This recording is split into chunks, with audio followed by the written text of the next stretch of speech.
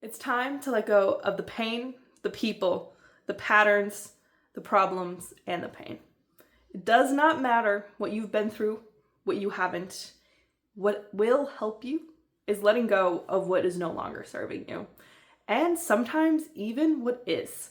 Because at the end of the day, their future is not guaranteed, but it can be the only thing that is created. We can't change our past no matter how much we want to, because we are who we are because of what has happened so far. And this is something that I've had to come to terms with every single time I have read the book Letting Go by David R. Hawkins. I've read it at least 3 times over the past 5 years, and every time it has been a different version of me who's shown up because I've changed. I've had to let go of previous versions of me, and I want you to know that whatever has happened, it cannot stop you from moving on unless you allow it to. And a very interesting way that letting go is presented is through the various emotions. Now, there is a emotional frequency chart that David R. Hawkins created where it goes through every single emotion from the bottom frequency to the top frequency. And now at the bottom, which is the heaviest emotions, is what you would expect: fear, shame, guilt. And at the very top is love, trust, peace. And so he goes in every chapter for the first 10 or so chapters through each of the emotions, what they mean, what they're doing, and how they're holding you back. Our emotions color our entire world. They are the reason why we see things the way that we do, and we feel our way through this life. Whenever we are chasing a goal or an achievement or a new thing, it is because we are chasing a feeling. If we understand which feelings we want to achieve, we can understand that there is many paths to achieve any one of them, and that the path that we think has to be it may not be the exact one that is right for you. There are a variety of things that we want from life. There are people and emotions and experiences, but what matters most is why we want them. Why do you want this specific thing to feel this? And is there any other way to feel that? If you want to be happy and you want to feel courageous, is there only one way to get there? And oftentimes what we do feel is the fear and the lack and the guilt. And it doesn't help. It doesn't move us forward. So the first time I read Letting Go, I was right out of college, living in the Cape, and I was really excited about life, but also like, what is happening next? And I had to let go of the identity that I was a college student. I was a student for so much of my life that a new phase of life was entering, and it was one that I was going to be in for a very long time. I was officially an adult out on my own, and I had to come to terms that what has happened up until then got me here, but what was going to get me to the next place was completely up to me. And letting go wasn't to say I had to throw my diploma away and never speak to anyone again that I used to know. But part of it was accepting that they did their job. Everything that I had gone through had served its purpose. Whether I wish that it happened that way or not, it brought me to that moment in time.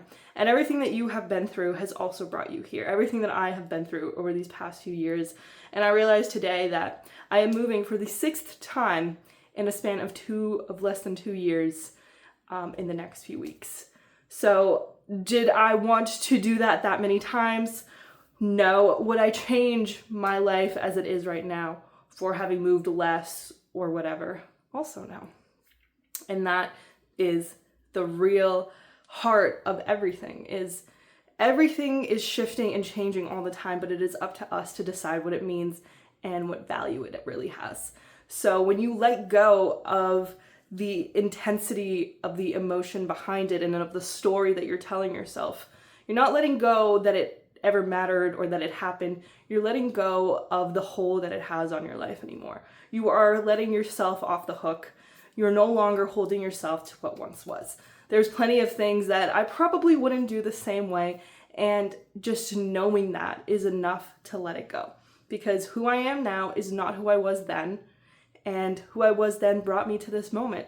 And instead of hating on them, instead of feeling like that version of me shouldn't have existed, it's to pay tribute to the fact that that version had to exist to bring this one to life, and that's okay.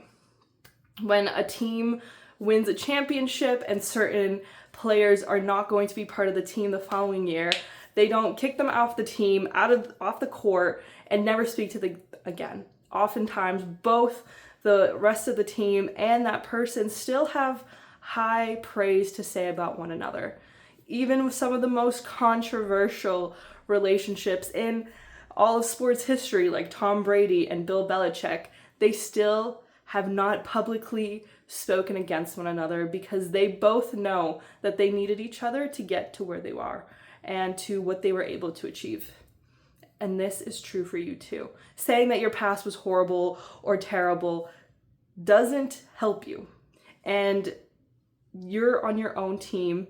And if you wouldn't speak ill of other people on your team, don't do it about yourself. And that was one of the big things that I had to come to terms with, that whatever decisions I had made, whatever choices I had made, whatever people I no longer spoke to, it was in the past. And I had to let go of holding on to the belief that I had about myself, having experienced those. And life is complicated enough without holding the baggage of the entire world with you, and letting go paces out exactly what it means to hold on to a variety of emotions that are really dark. If you have been in long periods of guilt or shame or anxiety, they are not peaceful. It is some of the darkest things that you go through, and letting that go is the most important thing that you can do. I remember during that time when I first read the book, I was in the middle of being in a place that I'd never been to before. I had just started my first corporate job. I was facing a lot of dark thoughts and just being like, how am I supposed to do this? Like, I don't actually like working. And that August of 2020 was when I made my first YouTube video. I wanted to share with the world what I had learned and to honor the life that I had lived up until that point. And the second time that I read Letting Go was at the start of 2024. And I didn't realize it at the time, but that book was going to be the reason why the rest of the year was okay. And I had to let go of my identity as a worker for a specific company, let go of living in the same location that I had for the past 25 years, and let go of what I thought life had to be in order for me to be happy, because the things that I had accumulated weren't making me happy. But along the way, I had made decisions to make me capable of getting up and moving. I had no more student loans. I was able to rent out my apartment. I didn't have any huge loans holding me back. I was free as much as I could be at 25, 26 at the time. And I was ready. I was ready to move forward. And it would not have been possible had the past me not made every single decision that I did. If I didn't make the decisions to buy a condo, to become financially stable and not have $90,000 of student loans continuing to hang over me, I would have felt very different when I lost that job in February of 2024. And then I had to let go of the idea that I had to hold on to whatever first came my way, and to believe that it was just part of what needed to happen. I got a job a few months later and then lost that job as well. And that was difficult in and of itself, because I was like, what now? What's going on? But it all led me down this path where I am right now at a different job that is even better for me, and that gives me the space that I need to grow and supports me. And it is where I needed to end up. But I would not have been able to if I didn't constantly let go of the people and the ideas and the beliefs that I had around me needing a job in order to feel fulfilled or satisfied, or that I was worthy. I had to decouple being worthy and having a job. And that is not something that we're often taught to in society.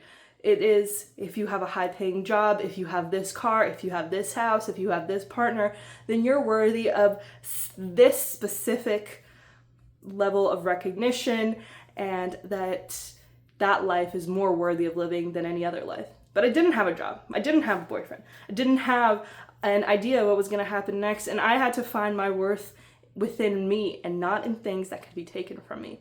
The house, the job, the people, they could all be taken. But what I had within me, what I had built over the years, could not be. And that was true after I graduated college And I had all these experiences and all this education that no matter what I did or didn't have on the outside, what I created on the inside was much more important. And I would rather hold on to the fact that I made it, that I did it, that I was worthy and strong enough to rebuild than any of those accolades. And all of those moments brought me to the same place. So your emotions can hold you down or they can release you. And it is up to you to decide what it means to live a happy life, what it means to live a confident life. And a lot of it has to do with you releasing whoever has held you back. You don't have to feel guilty about choices you've made. You don't have to feel shame that you aren't living the life that your parents want you to. You don't have to feel bad that others aren't as far ahead as you are, or feel bad that, or weird that other people don't want to be in your life anymore, or friends leave.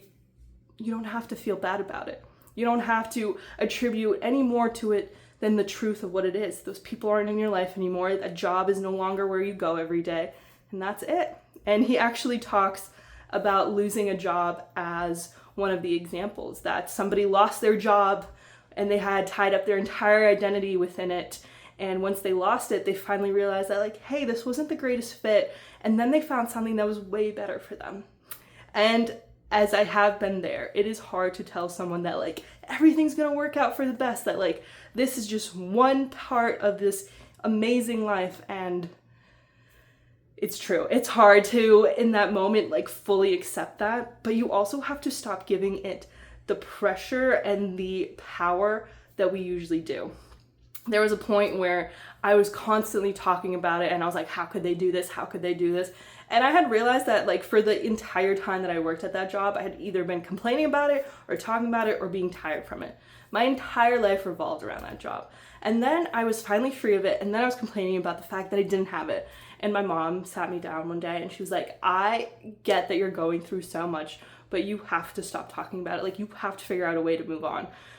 She basically gave me a 3-second summary of letting go, and I did. I pretty much didn't bring it up anymore, and for the next 3 months, my life changed so quickly. I had lost that other job. I had figured out an apartment I was gonna go live in North Carolina, and I had packed up everything that I owned, and I was moving.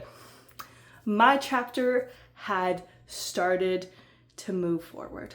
That chapter had closed that day that I lost that job, and a new one had started immediately. I joined a few different things where I started to finally feel empowered and to share more, and I got to realize that my life was mine and that no one could take it from me unless I handed them that power, unless I gave those keys away. And letting go goes into those details without giving you the explicit reasons as to why. If you want to live a better life, if you want to be happier, you have to do it by letting go, by releasing the past, by saying, you know what, I am worthy of being happy, and that all of these other things are actually not worthy of who I am. You have to let go of what the story is that you've been telling yourself and pick up the story that you actually want. And that is the other big thing, is the focus. You have to change your focus. Where are you giving your time?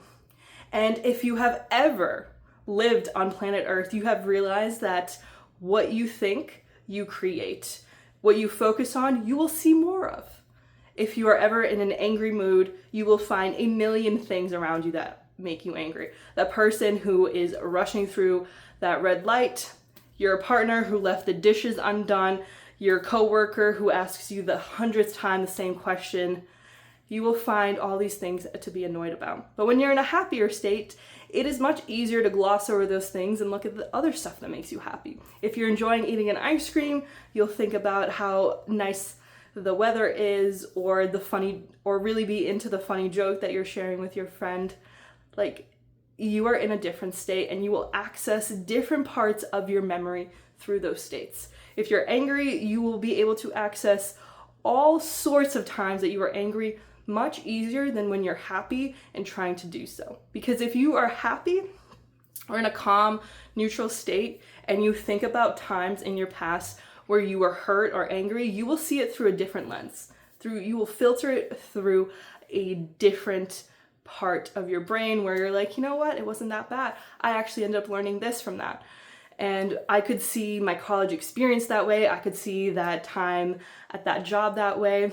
And what I had to come to terms with was whatever happened at that job, it got me to this new job, and this job is a lot better. But I wouldn't have had the opportunity to be at this job with all this experience if I didn't go through that other one. And when I think about it, and when I finally came to that conclusion, I never thought about that work in the same way again. And it wasn't up until April of this year that I finally came to terms with not being angry or annoyed about what happened or feeling the hurt by how it happened. I finally was able to just let it go and be like, you know what? It all happened for a reason, and you can get there quicker if you just keep moving forward. Keep your focus on what you actually want. The more you pay attention to what you don't want, the more you create of it, because you're aligning to it. You are setting out your course towards that exact thing. And it doesn't have to be that way. You can choose differently. You can say, you know what? That happened. And no matter what I do, I can't change it. What I can do now is start moving forward. And that's what I did when I lost that job. I was like, I don't have anything to do, so I'm gonna make some cornbread. And that cornbread, I think I will remember for the rest of my life, because I was like, I need to feel successful today in some capacity. So I made that cornbread and I put some butter on it after, and I ate it, and I was like, you know what? It's all gonna be okay. Not because it was cornbread and tasted delicious, but because I could do something. I could get out of my own way. And that's usually what it is that we have to do. So your focus is your life's energy, and what you decide to give importance to is what you will focus on. If you think it's important to be healthy and have a fit body, you will focus on eating better and going to the gym. And you can do a variety of things that are good for you and have that be your focus and move your life in that direction. And that was something that I had to do. I was like, I'm gonna go for a walk. I'm gonna apply to whatever jobs are out there. And the job that I ended up with the third time that year was a job that had emailed me. They had reached out and wanted me. So if you really want something, you have to get out of your own way and shift your focus to the things that actually matter. And at this point in life, I had to just recently shift my focus again back to me. I had to choose me again. Even though that was the entire theme of this whole year, I realized I had to choose me one more time. And actually, in every decision you make, you're choosing you. You're choosing your standards. You're choosing who you are and who you want to be and buying into it. You're investing into the version of you that you want to be every time you make a decision, every time you pick up the carrot instead of the chocolate. But even when you do pick up the chocolate, you're still choosing you, even if it's to redirect you back to the carrots. And at the end of the day, that's what matters. Everything is teaching you, if you are willing to look at it that way. And letting go really explain that in an effortless way to show you, like, it's okay. You're gonna feel all these emotions because they're all human emotions. And you only are going to feel happiness so deeply because you have felt these other emotions just as deep. There is a high to this extreme low that you are on. And you can choose to shift your focus to creating your future far more if you allow yourself to do that. And the first 10 chapters that go through these emotions, in the end, some are summarized in how somebody responds to being rear-ended. And it goes through every single emotion and how the lens of that emotion completely change how they see that specific outcome. And it was interesting that the peace one really looked at a completely different perspective. That when you're stopped at a red light or you're running late, it's not because you're a terrible worker and you can never do anything right, but hey, maybe you're saving somebody 3 cars behind you from getting into a terrible accident, because if they had gone through that stoplight quicker or had gone through that light, they might have been hit by a car. And it's not easy to switch to that perspective, but when you can step back and say, hey, everything is happening for a reason, and there is a place that I want to go to, and I may not know what the best path for that is. If it was up to me, I probably would have stayed at that job longer and been in Boston much longer, but that's not the path that was meant for me. And it was because I made a decision in December of 23 that I was going to choose me, that I was going to step into my own light. And I wore a necklace that represented the Northern Lights, and I was going to tell myself that I am the light. I am the light that I've been looking for. And everything changed after that because I made a decision. There was a path that I wanted to go on, and that was going to be the difference. I was going to move forward, and I was going to embody all of this love and joy in whatever way that happened. And if you had told me in January of 2024, where I would be celebrating January of 2025, I probably would not have believed you in the slightest. But I can honestly say that about most of my years, that they have unfolded in ways that I had no idea that I needed them to, but they did. And the other major part of letting go is communication. How are you communicating with the world around you? How do you communicate with yourself? Is there a constant stream of negative thoughts that are telling you you're not good enough, you're not capable, you're not worthy, doesn't matter what you do, you can't figure it out? Or are you telling yourself, you know what? I learned from that. I'll figure it out. I can try again. It's okay. I can have salad for the next meal. It's okay. Sometimes you have to have a sweet thing with somebody that you love. It's okay that you are moving forward no matter what.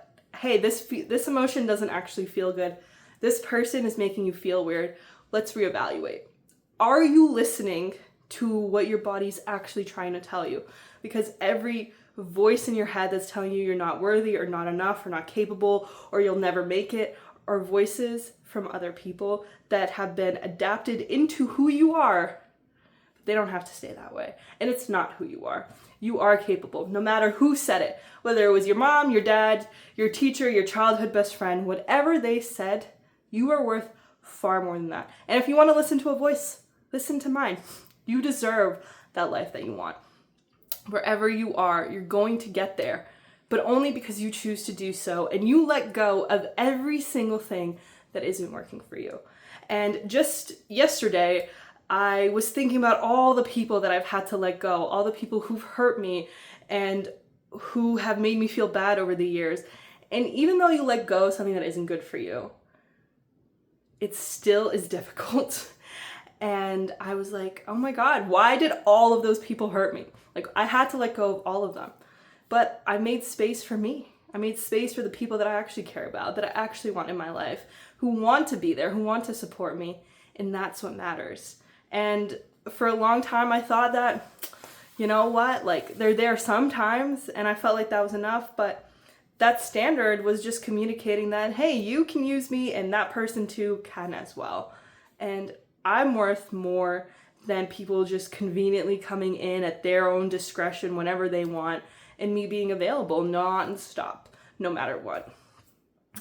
Hey, I deserve to be accounted for as well, to be reached out to be celebrated, and not to only be the person who somebody calls upon when they remember.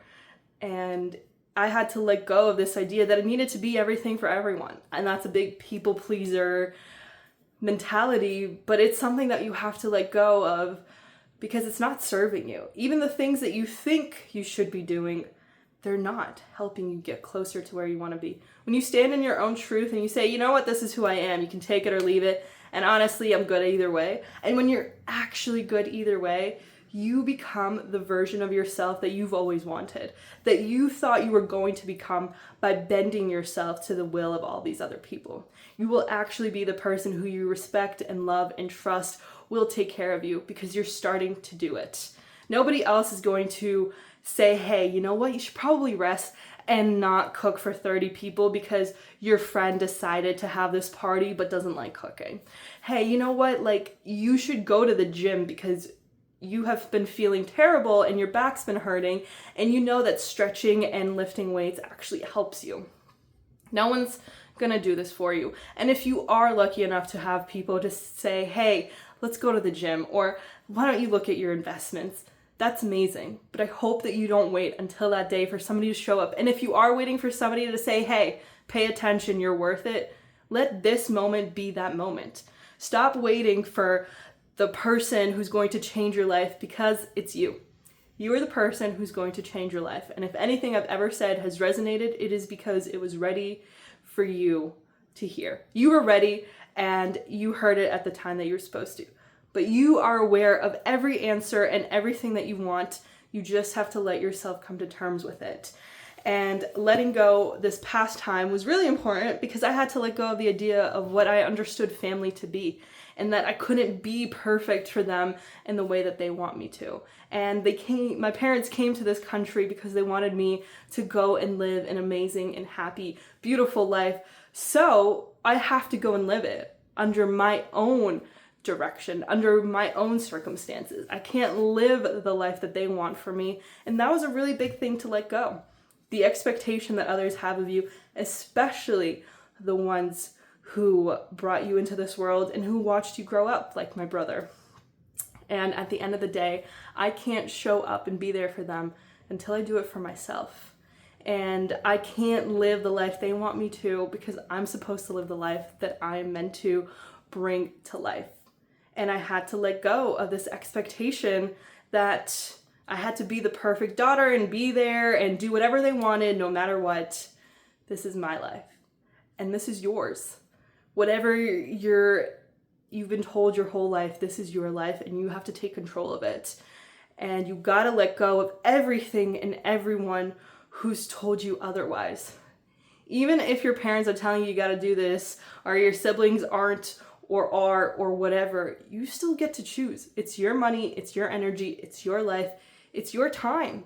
We don't know how much we get of it. We don't know when it's going to run out. And I keep saying that because it's true. We hope that we get a long time, but let's do something with the time that we're hoping for. We may not get as much time as we want, so let's do something with it now. And even through all the years that I wasn't necessarily making the greatest choices or most informed that I could have been if I had done more research, I still made them. I was still trying to live as best as I could, and I did what I could with what I had. And when I knew more, I did differently. And you can do the same. Do what you can with what you have. And then when you have more or you learn more, shift, change, keep growing. Don't let others tell you how to live your life. Let go of their thoughts and their words and even the expectations that you've had for yourself. Aim higher. Want more for yourself as well. You can have anything that you want, but you have to get out of your own way first. You have to let go of whatever you thought you were supposed to be for others and even for yourself. And this book will help you get there, but it won't do the work for you. Just like all of the books that you read and classes that you take and people you interact with and advice that you get, until you act upon it, you're not going to move forward. You have to do the work. And that was what I had to come to realization with over these years, over and over again. It's like a realization I constantly come to that, like, hey, no one else is actually going to do this for you. You have to get up and make it happen. You have to do it. And it's the most important work that you'll ever do in your life because it's your life. You only get one. Go and live it with the people who want to be there. Let go of the versions of you with love and say, hey, you got me here. And if you were to go back and erase every single thing that you didn't like about your life, you would erase who you are right now. So look at the past with love, learn the lessons, but then move on.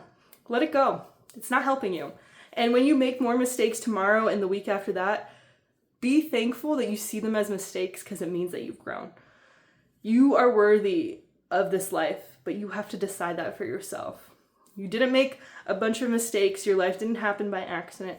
It happened the way it was supposed to. And what's going to happen next is based off of what you choose now. So if you do choose to go and read the book, do it. Let me know if you've read it, what's your life looked like because of it, and keep doing it. Keep doing it. Keep changing. Keep growing. And you are your most important person. Never forget that. So I hope you have an amazing week, and we'll be back very soon. Bye.